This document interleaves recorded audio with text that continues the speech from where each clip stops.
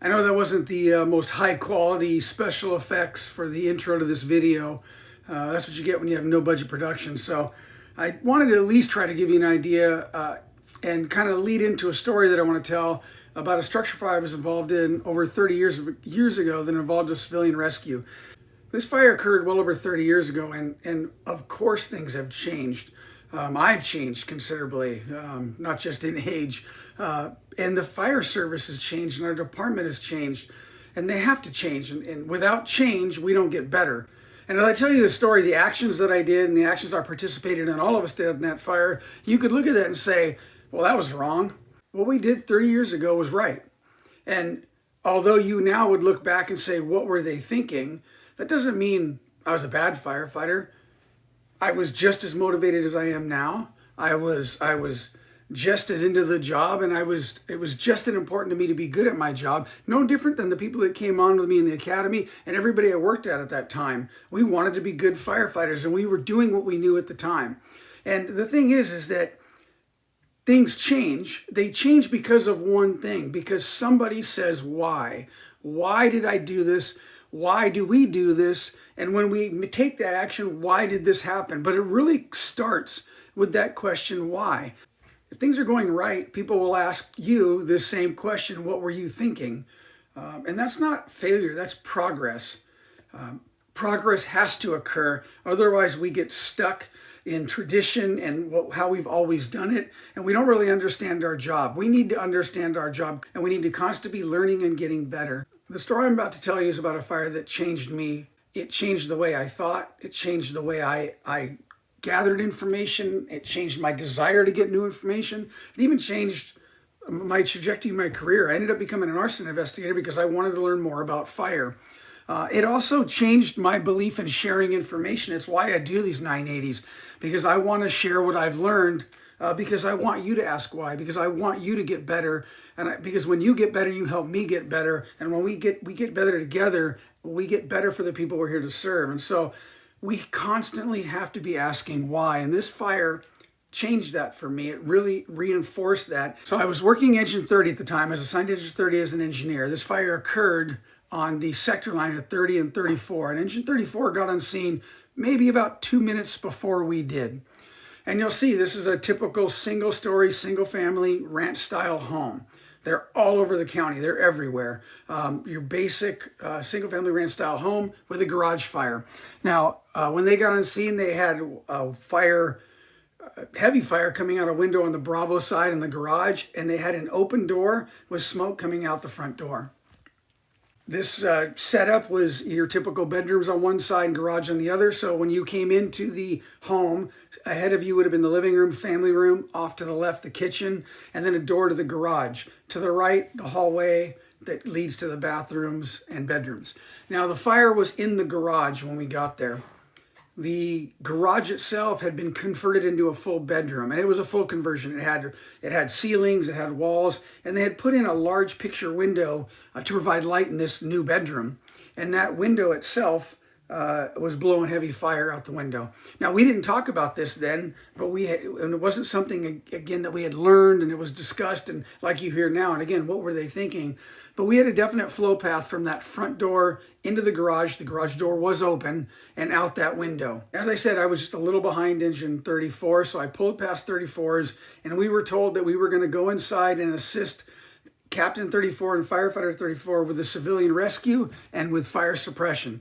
So we jump off the rig. Now I'm just a little behind the crew because I had to throw a chalk and grab my bottle. So they had already made entrance inside the front door when I got there. When I got inside the front door, it was instant zero visibility. All I could see was basically a little bit of the carpet and the hose line going in. Everything else was black. And it was incredibly hot even at the door. Now, again, what were we thinking? These were the times when we didn't flow water until we got to the seat of the fire. You didn't cool the compartment. You didn't flow and move. You basically crawled down hallways, took the heat, took the beating until you got there, and then you put water in the fire because of a belief of steam and pushing fire. Things that we all know now are not correct. At the time, were we wrong? No. We were doing what we knew that was right at the time. But as an industry and as firefighters, we've gotten better. Absolutely one of those times where you should be saying, what were they thinking? So We go in, and I know that I'm going to help with the search. So I hit the right side wall there, knowing I'll end up at the hallway. When I hit the corner of the hallway, I turn right. And again, I can't see anything, and it's incredibly hot. We do have fire at this point extending out of the open garage door and into the kitchen area. I know this because later when we put the fire out, that's where it was. At this point, I couldn't see any of that other than heavy smoke and heavy heat. Now, just again to understand, the heat was so high inside this hallway that my hood pulled up from my mask and left a little bit of piece of skin exposed, and I ended up getting a blister, about a 2-inch blister across my forehead. So the hallways was incredibly hot.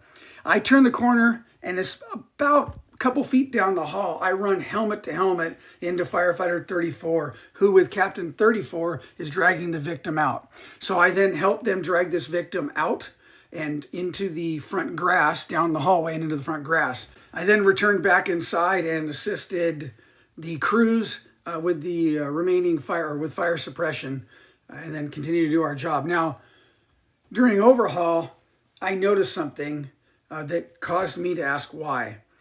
And at that time, we were taught you crawled down the hall, you right-handed oriented search, you stayed oriented, you went into a room. If you found a victim, then you were supposedly oriented to the hallway, so you came out the same way you went in. That's how we were taught.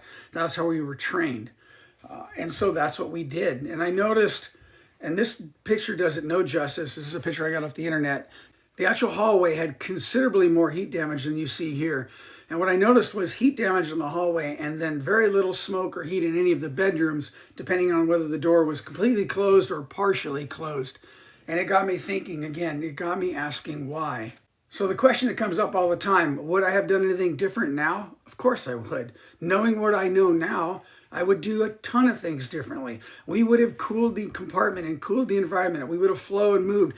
We would have isolated the victim into the bedroom and taken a window and gotten him out there. We would have done the things that we all talk about now that then 30 plus years ago, and you need to remember this was over 30 years ago, we were not talking about, we were not doing. So yes, absolutely I would do it differently now. Does that mean what we did was wrong? No.